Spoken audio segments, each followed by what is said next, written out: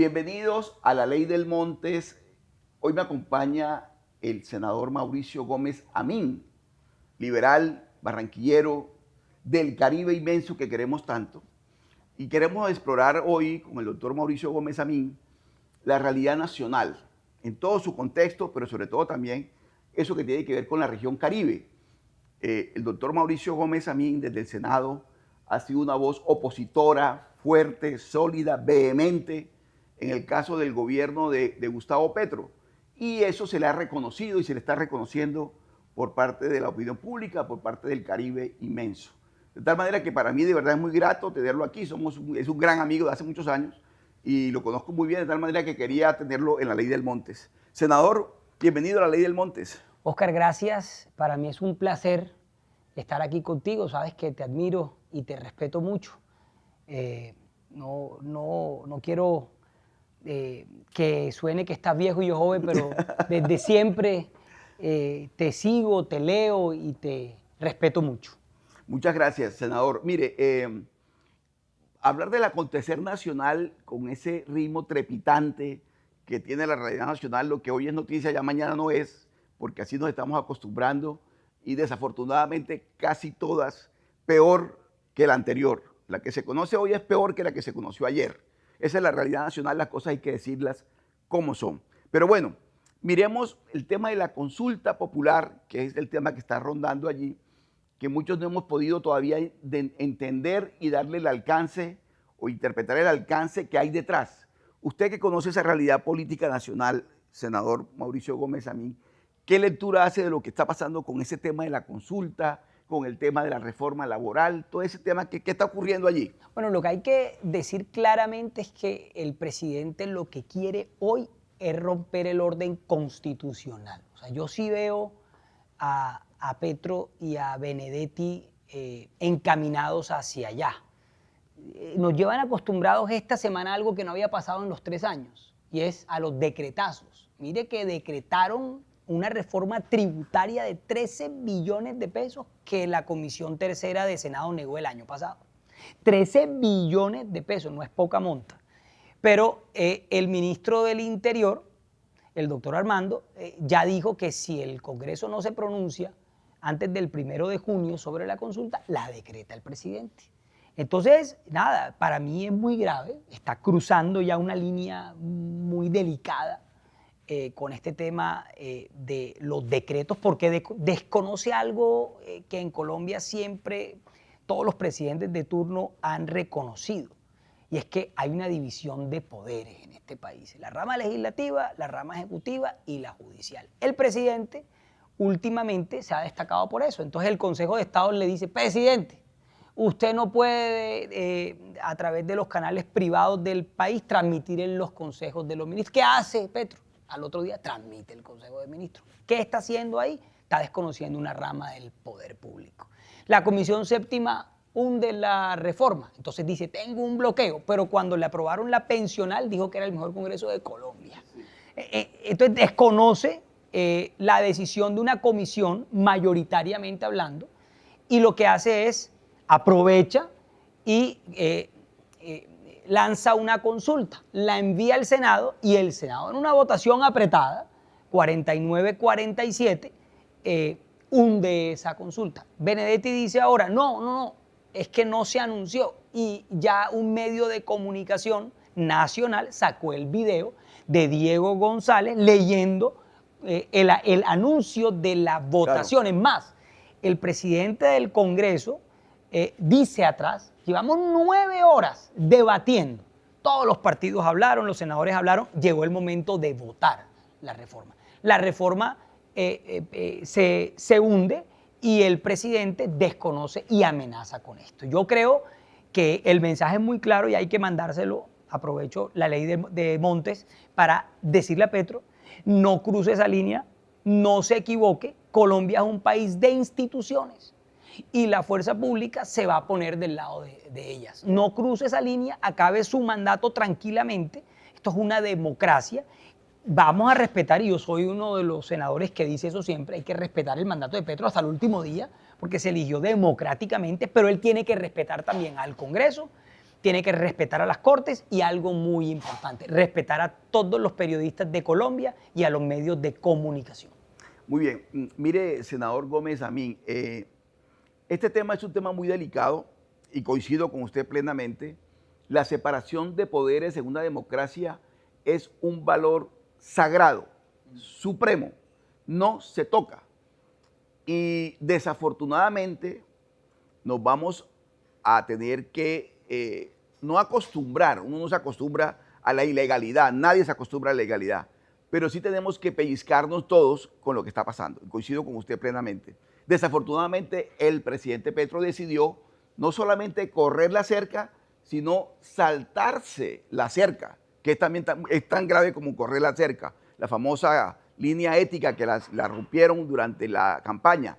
Pero mire, esta semana, doctor Gómez Amín, el presidente Petro le apostó a lo que llamó el paro nacional.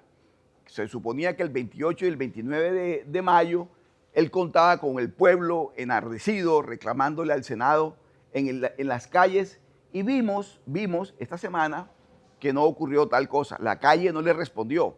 ¿Usted qué lectura hace, senador, de lo que pasó? Es decir, el gobierno se equivocó, el pueblo se cansó del tema de la calle, hay que trabajar y trabajar, ¿o qué es lo que está ocurriendo? No, la gente se cansó de la confrontación y la gente está viendo los resultados. Hoy le voy a poner ejemplos. Hoy una persona estrato 2, 3 y 4 va a prestar recursos para comprar una vivienda, va y los presta, y va al Ministerio de Vivienda a pedir el subsidio de Mi Casa Ya para poder comprar vivienda y complementar los 60 más los 20 que es el subsidio, y le dicen no hay plata.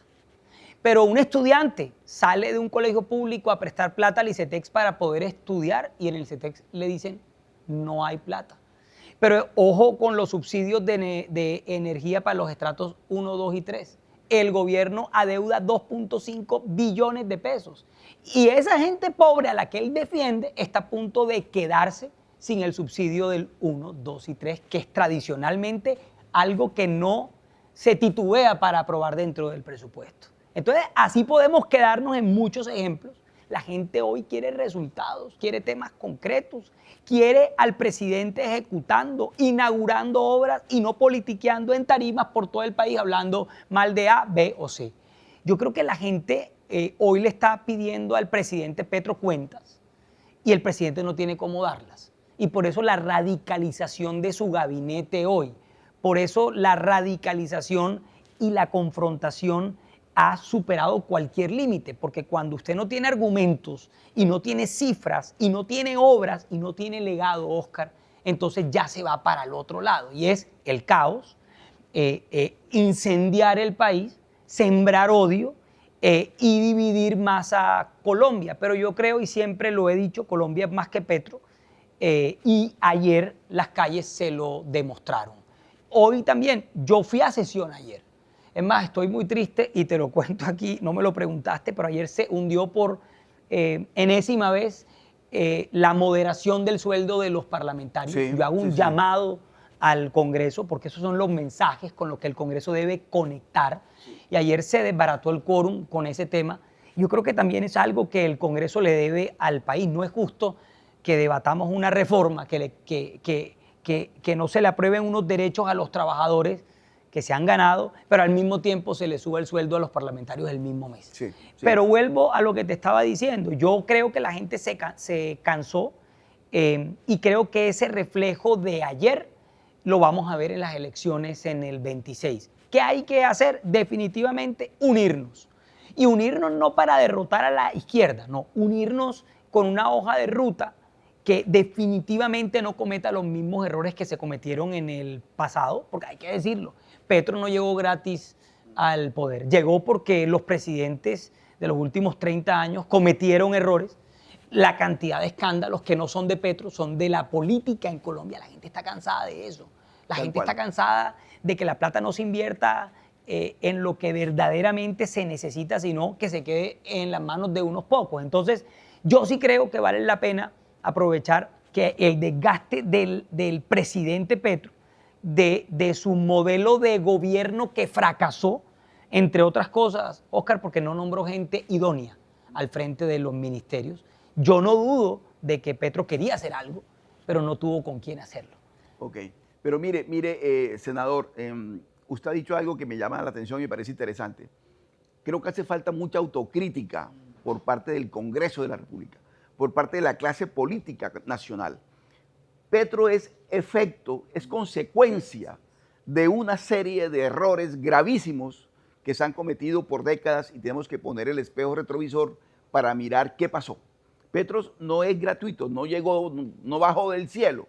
Petro es producto es una consecuencia de una serie de irregularidades y qué bueno que el Congreso tenga la autocrítica. Lastimosamente, obras son amores y ocurrió que ese proyecto que estaba allí, que le bajaba los ingresos, el salario a los congresistas, no pasó. Otra vez se hundió y ese es un mal mensaje y la opinión pública toma nota de esos asuntos. Pero bueno, senador, antes de cerrar ya este capítulo nacional para ocuparnos del tema regional, que es muy importante, usted hablaba de que estamos en una decretitis o todo por decreto y habló de la tributaria por decreto, que es la más reciente, porque resulta que el gobierno decidió cobrar anticipadamente todos los ingresos de retención en la fuente que están proyectados para el año 2026 y que son inciertos porque dependen de los ingresos. El gobierno decidió cobrarse por la derecha porque no tiene caja, no tiene flujo de caja, unos 13 billones de pesos. Eso es lo que está ocurriendo de la manera como desacertadamente el gobierno nacional viene manejando las finanzas. Pero en ese caso, senador, ¿qué hay que hacer allí, en ese tema puntual? No, yo creo que además que te voy a decir algo y lo dije hace poquito en una intervención que logré provocar gritos en Clara López, en Aida Bella, que solamente saben es eso, gritar. Y le decía, qué raro que hay crisis fiscal para ICETEX, para vivienda y para todo, y que necesiten los 13 billones, pero para la consulta sí hay plata.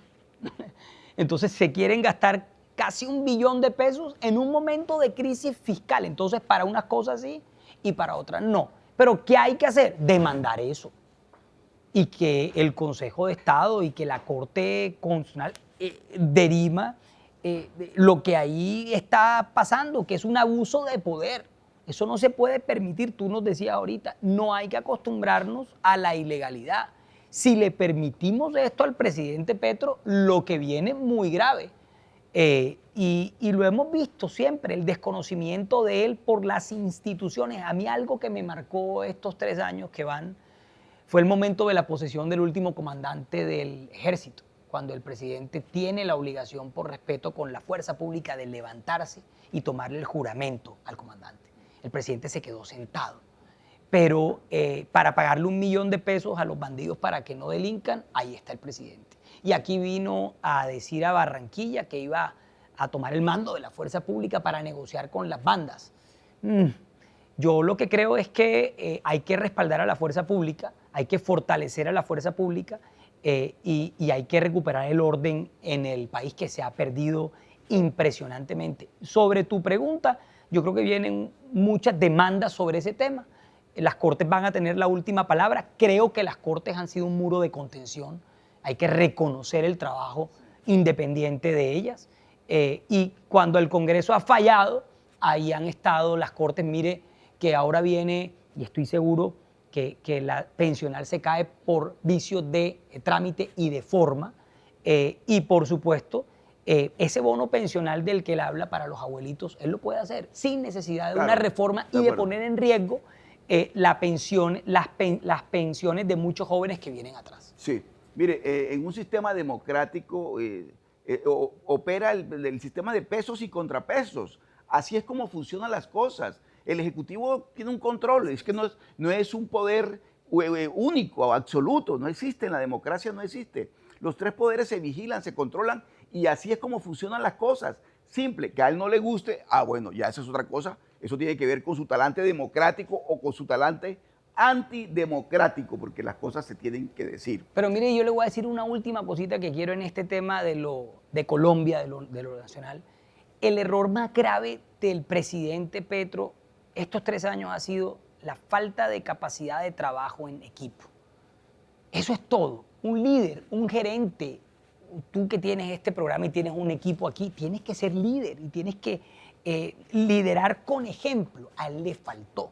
Ese desgobierno que él tiene hoy, los escándalos de corrupción en todas las entidades, es parte de que cada ministro es una rueda suelta y ahí cada quien hace lo que le da la gana y no hay una hoja de ruta. Eso es muy grave y eso fue lo que le costó a Colombia tantos escándalos y tanto de gobierno que al final complica al Congreso, complica al país, pero al que más complica es a ese ciudadano de a pie que hoy la está pasando mal. De acuerdo. Mire, y ahora sí nos ocupamos nosotros, doctor Gómez Amín, senador Gómez Amín, le agradezco mucho que esté con nosotros en La Ley del Montes, ahora que estamos en nuestro canal de YouTube. Suscríbase a nuestro canal, que vamos a tener invitados muy, muy importantes para la región Caribe y para el país en general, que empiezan desde el Caribe para Colombia.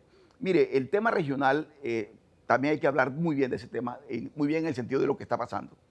Barranquilla, olvidada, despreciada por un gobierno nacional, por un presidente que decidió ponerse la camiseta anti-Barranquilla. De frente ante el país se puso la camiseta anti-Barranquilla y no ha dudado un segundo en hacerle daño a la ciudad. Los Juegos Panamericanos, la Fórmula 1, bueno, la lista es larga y creciente, lastimosamente. Sin embargo, aquí está Barranquilla levantada, dando resultados, mostrando resultados. Pero el tema regional también es muy importante. Comienza a cobrarse ahora, a partir del 1 de junio, la valorización en la vía Barranquilla-Cartagena. Son 150.000 predios que van a tener que pagarle valorización al gobierno nacional. Son cerca de 1.3 billones de pesos que el gobierno nacional va a disponer a su acomodo para ver dónde los va a invertir. No necesariamente en la región Caribe, que sería obligatoriamente lo que debería ocurrir, pero bueno, eso está por definirse. Pero le pregunto este tema porque usted ha sido, doctor Gómez Amín, abanderado de la lucha para que eso no se dé, pero igual se dio. Entonces le pregunto, ¿qué pasa? ¿Por qué nosotros en la región Caribe, y le quiero preguntar a usted, doctor Gómez Amín, que es líder de bancada, no nos hemos unido todo el Caribe para pronunciarnos y hacernos sentir? En su época existió la Liga Costeña, hemos tenido historia nosotros en esos asuntos, pero ¿por qué en esta oportunidad un gobierno nacional le carga la mano no solamente a Barranquilla, a la región Caribe y no pasa nada? Sí, no, mire, lo de Petro con Barranquilla es sin límites, pero no es con Barranquilla. Yo hablaba con Dumec Turbay hace unos días. Lleva 14 meses pidiéndole una cita al presidente de la República. 14 meses, un alcalde de Cartagena. Y eso que el presidente va semanalmente a la casa de huéspedes, que no le gusta tanto. No hay fin de semana que no vaya. Pero no se reúne con el alcalde de Cartagena, que es de un partido de un exministro de Petro, que es En Marcha, que es de Cristo. Sí. Entonces, ahí al final uno no entiende. No es con Alex solamente, ni es con Dumec, es con la gobernadora de Sucre. Miren la Mojana, cómo está. Entonces, al final, muy injusto que en vez de anunciar obras, anunciar inversiones para la región Caribe que lo necesita, nos ponen un cobro. Le voy a dar una primicia. Acaba de fallar una medida cautelar la Procuraduría suspendiendo el cobro en este momento. El de junio, el de ahora. Eso es algo que acaba de pasar. Entrando yo, me anunciaban por el teléfono que la Procuraduría, con un fallo, y eso es algo que hay que reconocerle al senador Carlos Meisel, de una acción popular de él, hoy la Procuraduría emite una orden que para el cobro. Y le voy a decir algo, y estoy convencido, eso es un fallo de forma, pero viene el fallo de la Corte Constitucional, que es nuestra demanda en los próximos días de fondo. Y estamos seguros que vamos a parar esta injusticia, porque no es justo que una tributaria más otra tributaria, más el cobro de valorización, el presidente Petro y su gobierno, por peleas políticas, ideológicas, revanchismos, le meta la mano a la gente, no a la familia Char, no, a la gente que con tanto esfuerzo compró un predio o tiene un negocio pequeño, porque son cantidades de barranquilleros y de bolivarenses afectados con esta medida. Nosotros dimos un debate muy duro con este tema. No fue posible por las buenas. Esa fue la famosa frase de la ministra cuando me echa de la casa de ella, del ministerio. Y entonces yo le digo, ministra, conciliemos, y me dice, no, senador, váyase de mi casa. Resulta que la casa de la señora ministra era el Ministerio de Transporte, estábamos en la sala de juntas y yo le digo, ministra, esta no es su casa, esta es una sala de juntas de un ministerio que pagamos los colombianos con los impuestos de nosotros. No fue posible la concertación, esa es la diferencia de lo que pasó y te revuelvo un poquito ahí entre la Comisión Séptima y la Cuarta. ¿Por qué en la Cuarta sí hubo reforma? Porque el gobierno se sentó a concertar. ¿Por qué en la Séptima no hubo reforma? Porque el gobierno impuso una reforma y cuando los senadores quisieron sentarse con el ministro Sanguino, el ministro dijo, no hay nada que hablar. Porque buscaban la consulta. Cuando se hunde la consulta, vuelven a la Cuarta de la concertación y se saca la mejor reforma posible. Ojo, le voy a decir algo, que falta por moderar.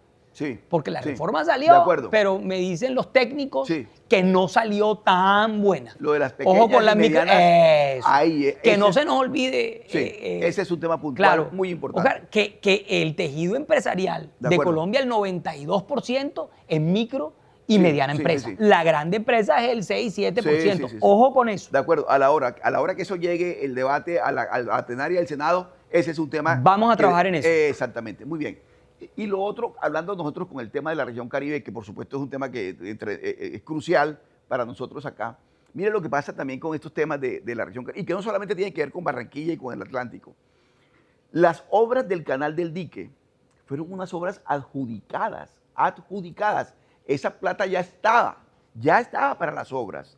Y arrancó el gobierno Petro y la primera piedra que puso en este país se la puso a ese proyecto, a la recuperación, a las obras del Canal del Dique.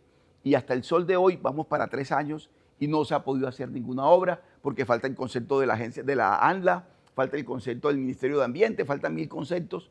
Y entonces una obra que es fundamental, no solamente para los municipios del sur del Atlántico y de Bolívar y para la propia Cartagena, para la bahía de Cartagena, sino para la Mojana, de la que hemos hablado.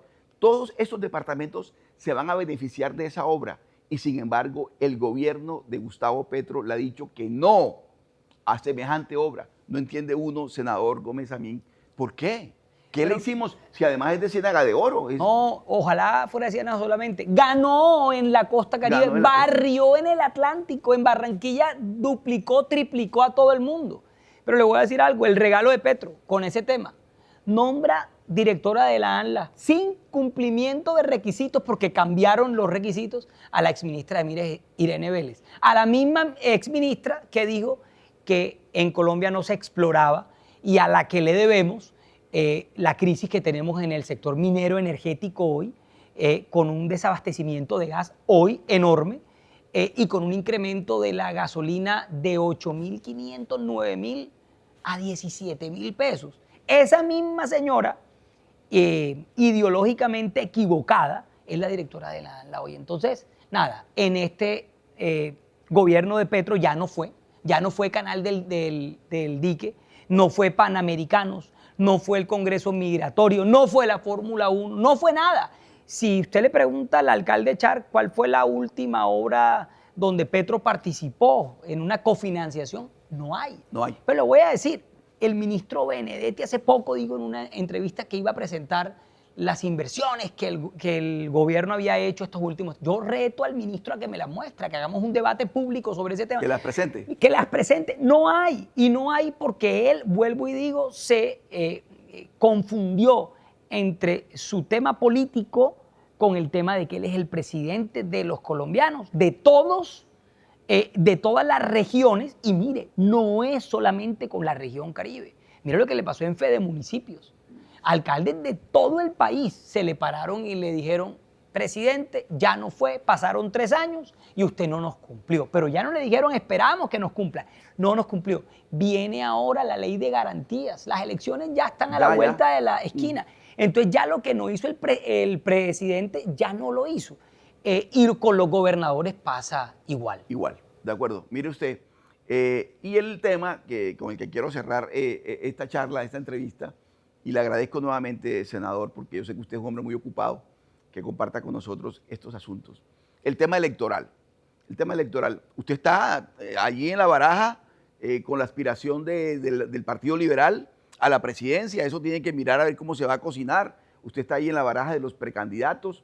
Le pregunto por la mecánica, si están considerando una consulta. El exgobernador de Sucre, Héctor Olympio Espinosa, también está allí. Hay varios liberales. Barbosa. Barbosa también está Pipe Córdoba. en la lista. Pipe Córdoba también está en esa lista. Bueno, eso cómo se va a cocinar por una parte en lo que tiene que ver con el Partido Liberal y luego a nivel, ampliando el espectro, cómo será esa alianza con los demás sectores, porque obviamente que se requiere del Partido Conservador, el Partido de la U, Cambio Radical, bueno, todos los que se puedan sumar a esa causa. Usted, como analista político, le pregunto, ¿cómo ve ese asunto? Hay tres respuestas.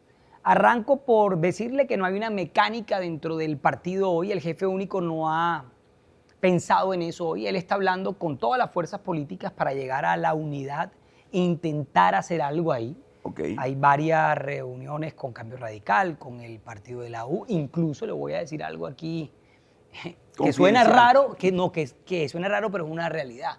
No se descarta un diálogo con Álvaro Uribe. Primero está el país. Okay. Y el presidente César Gaviria, se lo dice a alguien muy cercano a él, no descarta sentarse a dialogar sobre Colombia con Álvaro Uribe. Es una excelente noticia. Ojo, o con cualquier persona. Pensando en esa unión. Se lo digo porque, y voy a ser muy confidente con usted, lo he hablado con ambos. Lo he hablado con el presidente Uribe y lo he hablado con el presidente Gaviria. Colombia necesita unidad. Necesita mandar mensajes de esperanza, positivos. Y ese conflicto que tiene Petro permanentemente, nosotros tenemos que pasar la página y pensar en lo que viene. Que ellos hablen no quiere decir que van a trabajar juntos. Sí, quiere decir que van a hablar sobre el país y sobre unas reglas de juego que hay que pensar para unirnos y elegir a la persona correcta, que conecte, y la palabra clave es esa, que conecte con la gente. Lo segundo, voy a ser también muy confidente, esto no lo he dicho públicamente, pero yo estoy pensando seriamente, y lo digo por primera vez, en ser precandidato a la presidencia, no creyéndome absolutamente nada, sino queriendo aportar en todo lo que está pasando en nuestro país y sobre todo en algo muy importante, ser la voz de la región Caribe hoy en este debate que viene, porque independientemente si llego o no llego, la voz del Caribe debe sonar muy fuerte en este debate que viene. Creo que Colombia tiene una deuda muy grande, el Estado de Colombia con la región Caribe, y creo que no solamente nos deben ver como esa región que elige al final a alguien, sino que tiene candidatos propios, con ideas propias, y que exige unidad, justicia presupuestal, que no sea que nos llegue al final lo que sobra, sino realmente las obras que necesita la región Caribe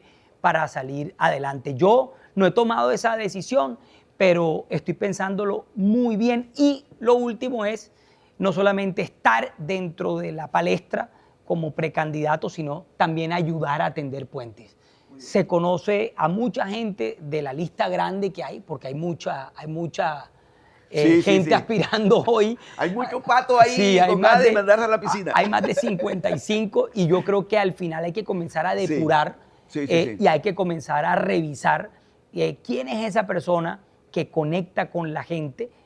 Hace poquito yo escuchaba algo que me impactó y es que Petro le habla a las últimas filas y nosotros acá en la centro derecha le hablamos a las primeras filas. A las primeras, sí. ¿Y quiénes eligen las últimas? Hay que conectar con todas las filas. Y hay que comenzar no solamente a hablar de lo político, sino de las propuestas para que la gente entienda qué es lo que estamos queriendo como país. Yo creo que Petro es Petro, ojo con esto, y los candidatos de Petro son los candidatos de Petro.